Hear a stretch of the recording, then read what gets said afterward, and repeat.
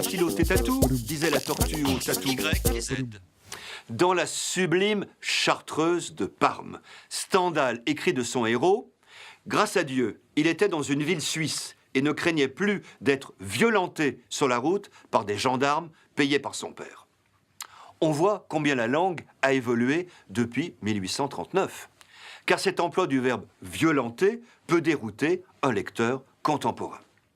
Stendhal signifie seulement que le jeune homme est à l'abri des violences policières.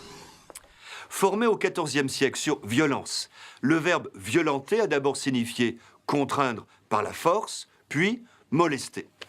Devenu rare, il s'est rapproché de violer, du latin violare, enfreindre, qui possède un emploi général, porter atteinte, et un sens spécifique désormais majoritaire, imposer un acte sexuel. Dès la fin du XIXe siècle, le substantif violenteur prend le sens de violeur. Le verbe a suivi. On peut considérer que de nos jours, violenter est un synonyme de violer.